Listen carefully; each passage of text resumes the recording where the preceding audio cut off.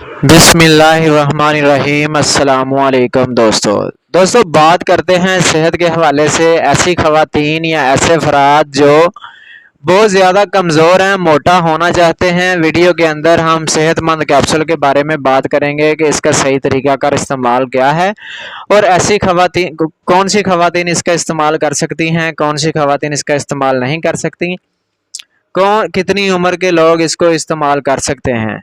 सेहतमंद कैप्सूल का सही इस्तेमाल क्या है। वीडियो शुरू करने से पहले सब दोस्तों से रिक्वेस्ट है कि जो हमारे चैनल पर न्यू हैं हमारे चैनल को सब्सक्राइब करें, लाइक करें, बेल के बटन पर क्लिक करें ताकि हर नई वीडियो का नोटिफिकेशन आपको मिलता रहे और मेडिसिन के हवाले से नई नई मालूमात मिलती रहे। सेहतमंद कैप्सूल का सही इस्तेमाल क्या है। ऐसी ख़वातीन जो बच्चों को दूध फीड करवाती हैं या हमला औरतें हैं वो इस कैप्सूल का इस्तेमाल नहीं कर सकती, या ऐसी ख़वातीन जिनकी एज 18 से कम है वो इस कैप्सूल का इस्तेमाल नहीं कर सकती।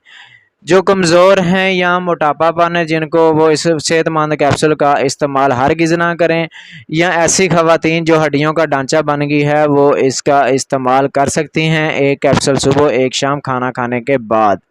या ऐसे अफराद जो बहुत ज़्यादा कमज़ोर हो गए हैं, बहुत ज़्यादा काम करके थक गए हैं और कमज़ोर हो गए हैं, उनको जिगर खून नहीं बनाता, खाया पिया नहीं लगता, उनको भी चाहिए कि एक कैप्सूल सुबह एक शाम खाना खाने के बाद इस्तेमाल करें।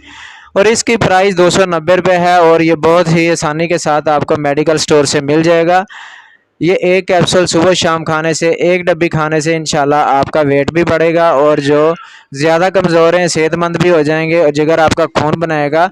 इसके साथ पानी का और सलाद का इस्तेमाल ज़्यादा से ज़्यादा करें, इंशाल्लाह साइड इफ़ेक्ट कोई नहीं है। जो अफराद इस्तेमाल करना चाहते हैं वो इस्तेमाल कर सकते हैं और जिनका ब्लड प्रेशर तेज़ होता है वो इस कैप्सूल का इस्तेमाल ना करें, या हामला औरतें हैं वो भी इसका इस्तेमाल ना करें, दूध पिलाने वाली माएँ भी इसका इस्तेमाल ना करें। अगर हमारी वीडियो अच्छी लगी हो हमारे चैनल को सब्सक्राइब करें। मिलते हैं नेक्स्ट वीडियो में।